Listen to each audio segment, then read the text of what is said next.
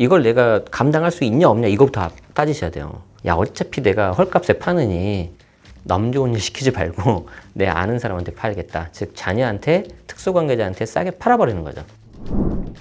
안녕하세요. 채널 제네시스 박을 운영하고 있는 박민수라고 합니다.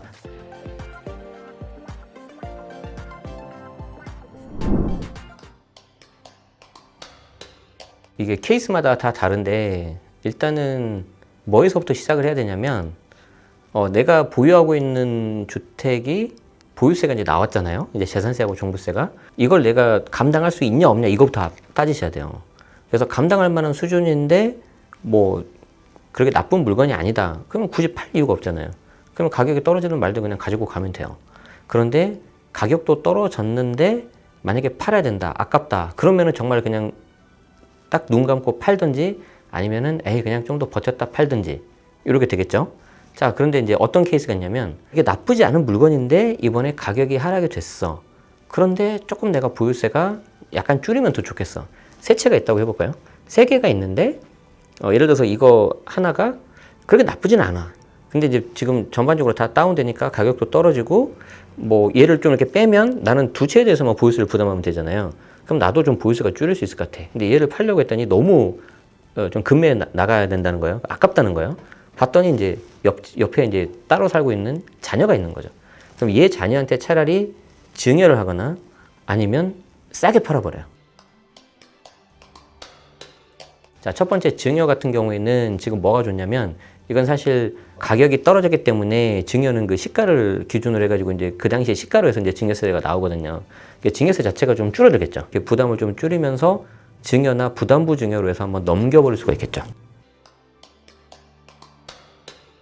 두 번째는 뭐냐면 이제 아예 적극적으로 이제 이거를 싸게 파는데 누구한테 싸게 파냐면 야, 어차피 내가 헐값에 파느니 남 좋은 일 시키지 말고 내 아는 사람한테 팔겠다. 즉 자녀한테, 특수관계자한테 싸게 팔아버리는 거죠. 그럼 아까 똑같아요. 자, 그 해당 지역에 있는 물건을 싸게 증여하거나 아니면 싸게 넘겨버리는데 자, 이때 이제 어떤 게 좋냐면은 잘 보세요. 아까는 세 채라고 했었잖아요. 세 채 중에서 이걸 하나를 넘기면은 부모님은 두 채가 남고 자녀는 이거 하나를 가져가서 이제 2+1이 되는 거잖아요. 세대 분리는 돼 있어야 돼요. 이번에는 하나만 있다고 가정해 볼게요. 하나. 괜찮은 하나예요. 이 괜찮은 하나를 자녀한테 싸게 팔아버려요. 자, 그러면은 싸게 제가 팔았다 그랬잖아요. 증여가 아니라. 그러면 싸게 팔았으니까 이 사람은 넘긴 사람, 즉 부모는 뭘 내야 되죠? 양도세를 내야 되잖아요. 양도세를 내야 되는데 지금 하나밖에 없죠. 비과세가 돼버려요. 그래서 여기서 세금을 확 줄여버려요. 그리고 여기 사간 사람은 뭐가 있어요? 자기가 그냥 샀으니까 명의 이전에 따른 취득세만 내면 되죠. 이때 취득세는 증여취득세가 아니라 일반 유상매매에 따른 취득세. 근데 자녀가 무주택일 가능성이 높죠? 그러면 1에서 3%, 9억 넘으면 3%, 3.3%. 그걸 내면 끝이겠죠. 그걸로 끝이에요. 다만 뭐가 걸리죠? 예를 들어서 이게 시가 20억짜리예요. 이거를 아주 싸게 팔아서 뭐 한 17억까지 떨어뜨려서 넘겼다고 해요. 17억 돈이 있어야 되겠지. 자녀가. 그래서 자녀가 만약에 자금 능력이 충분히 되고 자금 출처에 대해서 그리고 해당 주택이 만약에 비과세가 가능하다.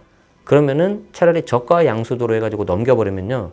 제가 계산해 보니까 시가 20억짜리 넘겨버리면 거의 한 6억 정도 세이브가 되더라고요. 일반 증여보다. 엄청나죠. 그래서 물론 이제 물건에 따라 조금씩 다를 수가 있지만 꽤 많은 금액을 절세할 수 있고 다시 한번 조건은 어떻게 된다? 반드시 이 자녀가 그 해당 자금이 있어야 돼요. 그래서 정부에서도 이거 너무 지나치게 싸게 팔면 시장이 교란된다는 거죠. 자, 왜 그러냐면 20억짜리가 요즘 이제 가격이 워낙 부동산 침체기니까 뭐 15억 금매로 나왔다고 해요. 그럼 다시 여기 15억에서 3억을 떨어뜨려 버린 거예요. 왜 그러냐면 세법에 이제 상증세법에 보면은 시가의 30%, 그러니까 15억의 30%니까 4억 5천이죠. 혹은 3억. 그 중에 낮은 금액을 차감해서 팔 수가 있어요. 그러니까 15억짜리를 12억에 팔아도 된다는 거예요. 이걸 사는 자녀는 그냥 12억을 가지고 그냥 매매를 해도 돼. 근데 다만 특수관계자이기 때문에 이 팔은 넘긴 사람은 15억에 대해서 세금을 내야 돼요. 양도세를. 12억이 아니라. 그래서 요 두 개가 좀 다르거든요. 그런데 이 부모 입장에서 아까 뭐라 그랬어요? 나 어차피 비과세야. 15억이라 해도 12억 초과분에 대해서만 조금만 내면 되니까 내가 그렇게 안 넘길 필요가 없는 거죠. 그럼 옆에 이걸 본 사람이 어떻게 되겠어요? 20억에서 예를 들어서 15억으로 떨어졌는데 다시 얘가 12억으로 파니까 이 12억의 특수관계자에 대한 저가 양수도인데 이게 또 일반 매매 사례가가 또 될 수도 있잖아요. 그럼 다시 10억에서 또 떨어지는 거예요. 그러니까 이제 계속 이렇게 제살 파고 먹는 것도 있을 수 있기 때문에 너무 지나치게 하거나 특히 이 자녀가 자금 출처가 불분명하다 그러면은 조사하겠다. 엄포를 놓고 있는 거죠. 그래서 원칙대로 하죠. 원칙대로. 부모는 분명히 여기서 12억, 15억에 대한 자금을 또 빌려주려고 할 겁니다. 예, 그러면 저도 문제가 돼요. 그리고 이제 증여에는 항상 그 부담부정여가 세트로 가니까 그래서 비조정인 경우에는 항상 부담부정여 보셔야 되고 무조건 거의 대부분은 90% 이상은 부담부정여가 유리해요. 그런데 자녀가 좀 여력이 된다. 그리고 이게 비과세가 가능하다 그러면 저가 양수도도 해볼 만하다. 그렇게 말씀드리고 싶고 뭐 다른 분들이 뭐 워낙 말씀 많이 해주셨지만 내년이 되면 증여취득세 과표가 올라가요. 시가 인정액으로.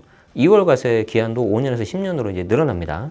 물론 나는 설령 10년 늘어난다 하더라도 이게 더 가격이 떨어지면 더 낮은 가격으로 내가 증여할 수 있기 때문에 버티겠다 하신 분도 계세요.